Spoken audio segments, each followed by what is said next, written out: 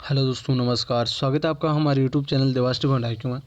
हम आज इस क्लास में बायोलॉजी के 50 महत्वपूर्ण प्रश्नों की चर्चा करने वाले हैं, तो क्लास को एंड तक देखते रहना है। चैनल को सब्सक्राइब नहीं किया तो सब्सक्राइब और बेल आइकन प्रेस कर देना, जिससे आपको लेटेस्ट अपडेट मिलती रहे। अगर साथियों आप किसी भी एग्जाम्स की तैयारी कर रहे हो, पटवार, वनपाल, वन रक्षक, एनटीपीसी, ग्रुप डी, किसी भी एग्जाम्स की तैयारी कर रहे हो, तो आपके लिए इंपॉर्टेंट प्रश्न है। ठीक है, अगर आपके क्वेश्चन पीडीएफ में भी प्राप्त करना है तो टेलीग्राम चैनल का डिस्क्रिप्शन में लिंक दिया है, टेलीग्राम चैनल ज्वाइन करके क्वेश्चन आप पीडीएफ में प्राप्त कर सकते हैं। ठीक है, तो एक नंबर आपका प्रश्न हो जाएगा, शरीर की सबसे बड़ी ग्रंथि कौन सी है?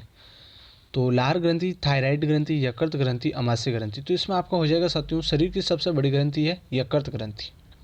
ठीक है, आप साथ में भी आंसर दे सकते हैं और लास्ट में आपको बताना है आपके 50 में से कितने राइट हुए हैं साथियों। ठीक है, 2 नंबर प्रश्न हो जाएगा, मनुष्य में मादा जनन अंग से किस हार्मोन का स्राव होता है? मनुष्य में, तो इसमें आपको हो जाएगा रिलैक्सिन। मनुष्य में मादा जनन अंग से किस हार्मोन का स्राव होता है? तो रिलैक्सिन का। ठीक है, ये आपका टेस्ट है, तो मैं फटाफट आपको ये प्रश्न साथ में आपको आंसर देते रहना है। मनुष्य में ऐच्छिक गतियों का नियंत्रण किसके द्वारा होता है? मनुष्य में ऐच्छिक गतियों का नियंत्रण, तो इसमें आपको हो जाएगा साथियों, इसमें हो जाएगा सेरिब्रम। ठीक है, ये ऑप्शन आपका राइट हो जाएगा।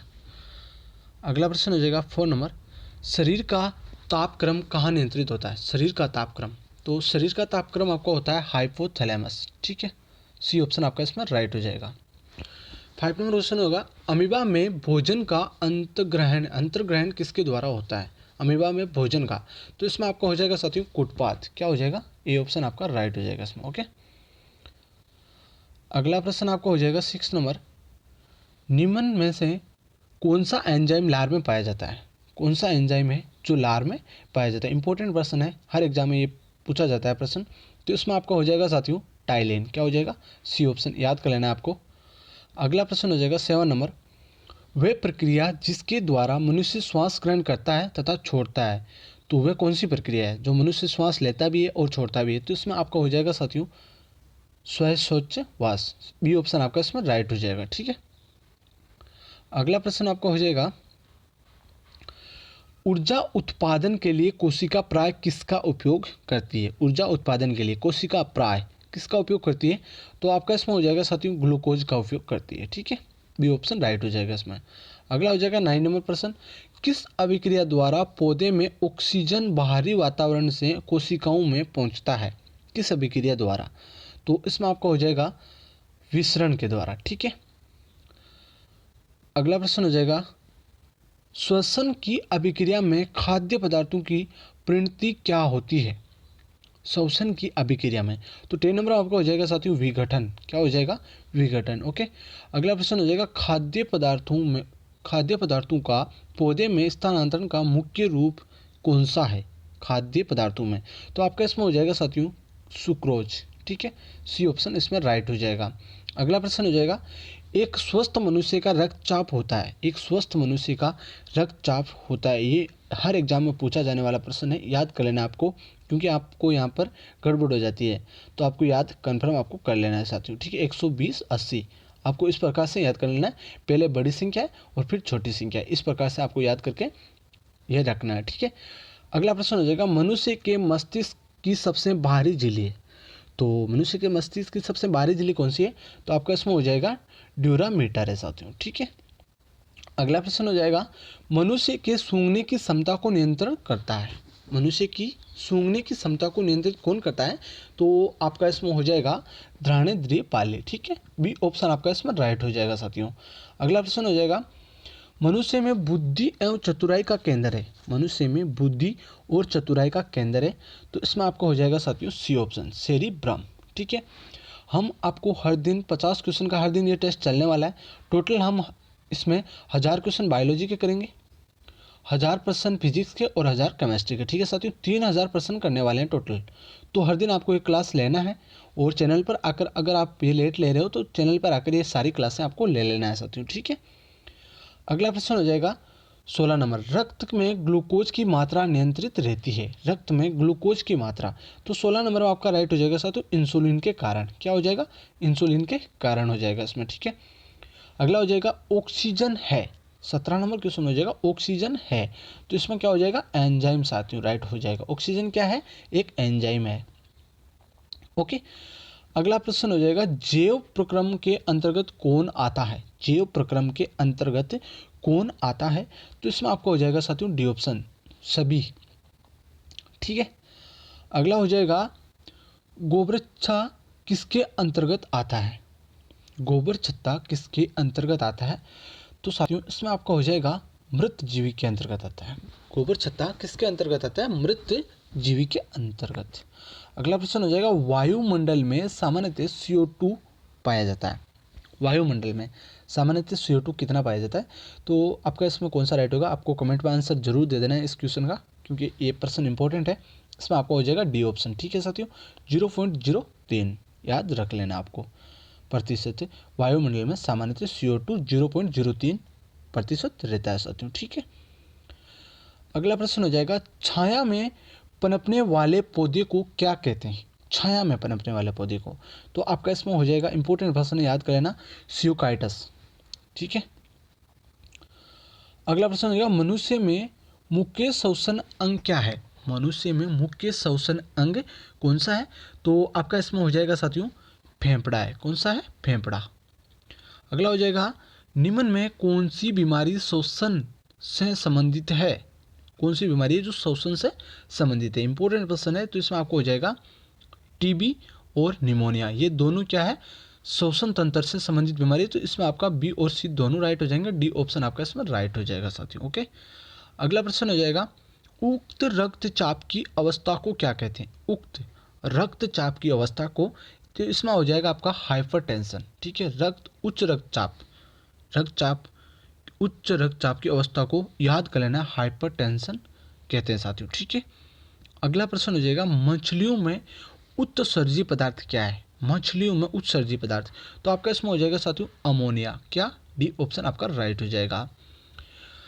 26 नंबर क्वेश्चन है पौधे में आवश्यकता से अधिक जल किस प्रक्रिया द्वारा बाहर निकाले जाते हैं। पौधे में आवश्यकता से अधिक जल, तो आपका इसमें हो जाएगा वाष्पोत्सर्जन। ठीक है। किस प्रक्रिया के द्वारा बाहर निकाला जाता है, तो वाष्पोत्सर्जन के द्वारा। अगला प्रश्न हो जाएगा निम्न में से किसे प्रकाश संश्लेषी अंगक कहते हैं। निम्न में से किसे, ठीक है, तो आपका इसमें हो जाएगा साथियों पति को कहते हैं प्रकाश संश्लेषी अंगक।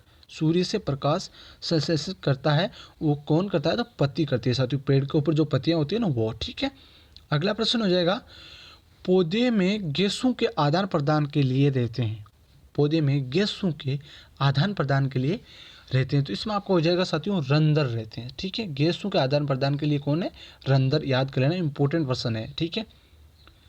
अगला प्रश्न हो जाएगा फेफड़ा का आकार होता है, फेफड़ा का आकार कैसा होता है, तो इसमें आपका हो जाएगा शंक्वाकार। किस प्रकार का होता है, शंक्वाकार। ठीक है। सी ऑप्शन याद कर लेना है। अगला प्रश्न हो जाएगा भोजन का पाचन किस प्रकार की अभिक्रिया है। भोजन का पाचन, तो 30 नंबर में आपका हो जाएगा साथियों उपचयन। ठीक है। ए ऑप्शन आपको याद कर लेना है। अगला प्रश्न हो जाएगा हार्मोन शब्द का नामकरण किसने दिया था। हार्मोन शब्द का नामकरण किसने दिया था, तो इसमें आपका इंपॉर्टेंट प्रश्न याद कर लेना है, बेलिस एवं स्टार्लिंग ने। ठीक है। अगला प्रश्न हो जाएगा पृथक्करण का नियम किसने दिया था। पृथक्करण का नियम इंपॉर्टेंट प्रश्न है। सारे प्रश्न आपको एक बार में याद ना हो तो वीडियो को 2 बार देख लेना है। सारे प्रश्न इंपॉर्टेंट। इसमें हो जाएगा आपका मेंडल। सी ऑप्शन आपका राइट हो जाएगा इसमें। अगला प्रश्न हो जाएगा जीव विज्ञान शब्द का प्रयोग सर्वप्रथम किसने किया। जीव विज्ञान शब्द का प्रयोग, तो 33 में आपको हो जाएगा लेमार्क तथा ट्रिविरेनस ने। ठीक है। अगला हो जाएगा जीव जंतु के जनक के नाम से जाने जाते हैं। जीव जंतु के जनक के नाम से, तो किसे जाने जाता है, अरस्तु को साथियों। जीव विज्ञान के जनक के नाम से जाना जाता है, जीव विज्ञान के, याद कर लेना है, अरस्तु को साथियों। ओके। अगला प्रश्न हो जाएगा वनस्पति विज्ञान के जनक के नाम से जाने जाते हैं। वनस्पति विज्ञान के जनक के नाम से, तो 35 में आपका राइट हो जाएगा साथियों थियोफ्रेसस। वनस्पति विज्ञान के जनक थियोफ्रेसस। ये आपको तीनों प्रश्न है जो 33, 34, 35, ये तीनों प्रश्न आपको कंफर्म याद कर लेना है साथियों। ठीक है। अगला प्रश्न हो जाएगा बाटनी शब्द की उत्पत्ति किस भाषा के शब्द से हुई। बाटनी शब्द की उत्पत्ति, तो इसमें आपको हो जाएगा ग्रीक। बाटनी शब्द की उत्पत्ति ग्रीक भाषा से हुई थी साथियों। अगला प्रश्न हो जाएगा फाइकोलॉजी में किसका अध्ययन किया जाता है। फाइकोलॉजी में 37 आपका राइट हो जाएगा बी, सेवाल। फाइकोलॉजी में किसका अध्ययन किया जाता है? सेवाल का अध्ययन किया जाता है। ओके, अगला प्रश्न हो जाएगा पर्यावरण का अध्ययन जीव विज्ञान की किस शाखा के अंतर्गत किया जाता है? पर्यावरण का अध्ययन जीव विज्ञान की किस शाखा के अंतर्गत किया जाता है? तो आपका इसमें हो जाएगा पारिस्थितिकी। ओके, अगला हो जाएगा डेंड्रोलॉजी का संबंध है, डेंड्रोलॉजी का संबंध है, तो आपका इसमें हो जाएगा साथियों झाड़ियों के अध्ययन से। ओके, अगला हो जाएगा पुष्पों का अध्ययन कहलाता है, पुष्पों का अध्ययन क्या कहलाता है? तो इसमें आपको हो जाएगा एंथोलॉजी कहलाता है। ठीक है, अगला हो जाएगा वनस्पति संवर्धन से संबंधित विज्ञान की शाखा को कहते हैं? तो 41 में आपका राइट हो जाएगा साथियों हॉर्टिकल्चर, बी ऑप्शन राइट हो जाएगा। अगला हो जाएगा स्पर्मोलॉजी में किसका अध्ययन किया जाता है? स्पर्मोलॉजी में, तो 42 में आपका हो जाएगा बीज। स्पर्मोलॉजी में किसका अध्ययन किया जाता है? बीज का अध्ययन किया जाता है, याद कर लेना आपको। ओके, अगला प्रश्न हो जाएगा 43 एग्रोस्ट्रोलॉजी में किसका अध्ययन किया जाता है? एग्रोस्ट्रोलॉजी में किसका अध्ययन किया जाता है? तो घासों का अध्ययन किया जाता है, ए ऑप्शन आपका इसमें राइट हो जाएगा 43 में। ओके, अगला प्रश्न आपको हो जाएगा 44 पीडोलॉजी में किसका अध्ययन किया जाता है? पीडोलॉजी में, तो 44 में आपका राइट हो जाएगा साथियों भूमि का। पीडोलॉजी में किसका अध्ययन किया जाता है? भूमि का अध्ययन किया जाता है। अगला प्रश्न हो जाएगा पौधों को नाम देने वाले विज्ञान कहलाता है, पौधों को नाम देने वाला विज्ञान, तो 45 में आपका राइट हो जाएगा साथियों वर्गिक। ओके, अगला हो जाएगा 46 निम्नलिखित में से किसे वर्गिक का पितामह कहा जाता है? तो 46 में आपका हो जाएगा लिनियस को कहा जाता है। और अगला आपका प्रश्न हो जाएगा सूक्ष्म जीव के मिलते हैं, सूक्ष्म जीव मिलते हैं, तो 47 में आपका हो जाएगा साथियों इनमें सभी में सूक्ष्म जीव रेतीली मिट्टी में मिलते हैं, लवणयुक्त पानी में मिलते हैं, दलदल भूमि में भी मिलते हैं, तो आपका इसमें डी ऑप्शन राइट हो जाएगा साथियों। ओके, अगला प्रश्न हो जाएगा आपका 48 है विषाणु वृद्धि करता है, विषाणु वृद्धि करता है जीवित कोशिका में, चीनी के विलयन में, मृत शरीर में, पानी में। तो हमेशा आपको ये प्रश्न याद कर लेना है विषाणु वृद्धि कहाँ करता है? जीवित कोशिका में करता है साथियों। अगर विषाणु बाहर पड़ा है कहीं मतलब जैसे पत्थर पर पड़ा है या रेत पर पड़ा है तो वो किसी काम का वो कुछ नहीं कर सकता। और अगर वो जीवित कोशिका मतलब जीवित शरीर के अंदर कहीं पर भी चिपक जाएगा तो वो वृद्धि करने लग जाता है। ठीक है, जिस प्रकार से अभी कोरोना चल रहा है, ये बाहर कुछ नहीं का होता, ये शरीर के अंदर जाने के बाद में अपना काम शुरू कर देता है, वृद्धि करने लग जाता है। ठीक है साथियों, तो ये आपको विषाणु याद रखना है। ओके, अगला प्रश्न हो जाएगा साबूदाना किससे बनाया जाता है? साबूदाना, तो 49 में आपका हो जाएगा साइकस से साबूदाना बनाया जाता है, डी ऑप्शन आपका इसमें राइट हो जाएगा। और 50 नंबर प्रश्न हो जाएगा फलों का अध्ययन कहलाता है। अब हमेशा के लिए आपको ये प्रश्न याद रख लेना है फलों का अध्ययन क्या कहला जाए? तो इसमें हो जाएगा पोमोलॉजी, पोमोलॉजी याद कर लेना है। ठीक है साथियों, तो कैसी लगी क्लास जरूर बताना, लाइक शेयर सब्सक्राइब करना। धन्यवाद, जय हिंद, फिर मिलते हैं अगले क्लास में।